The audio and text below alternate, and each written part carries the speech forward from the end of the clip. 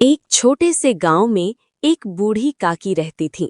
उनका बेटा रतन और बहू माया बहुत ही निर्दयी थे।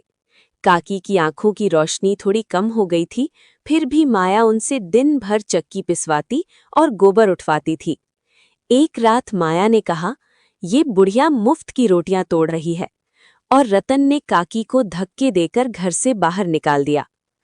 आधी रात का समय था, ठंडी हवा चल रही थी। काकी कांपते हुए एक पुरानी कुटिया के पास जाकर बैठ गई। तभी वहां एक बूढ़ा भिखारी आया और बोला, माई, 3 दिन से कुछ नहीं खाया, बहुत भूख लगी है।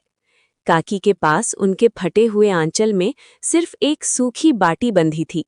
उन्होंने खुद भूखा रहकर वो बाटी उस भिखारी को दे दी।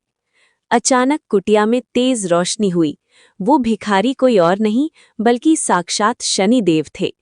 उन्होंने प्रसन्न होकर काकी को एक मिट्टी का चकला और बेलन दिया और कहा, काकी, जब भी तू इस चकले पर बेलन घुमाएगी और जो मांगेगी वो प्रकट हो जाएगा, लेकिन याद रखना, ये केवल भूखों का पेट भरने के लिए है।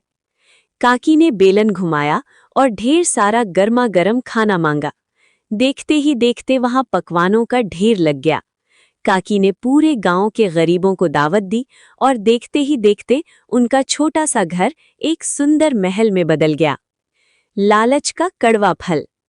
जब रतन और माया ने देखा कि काकी अमीर हो गई हैं, तो उनके मन में पाप आ गया। रात को जब काकी सो रही थी, तो दोनों ने वो जादुई चकला बेलन चुरा लिया। माया ने घर जाकर सोचा कि वो खाना नहीं बल्कि सोने की मोहरें मांगेगी। उसने जैसे ही चकले पर बेलन चलाया और कहा, मुझे सोने की मोहरें दो, वैसे ही उस चकले से सोने की जगह लाल रंग की चींटियां और बिच्छू निकलने लगे, जिन्होंने उन दोनों को काट काट कर बेहाल कर दिया।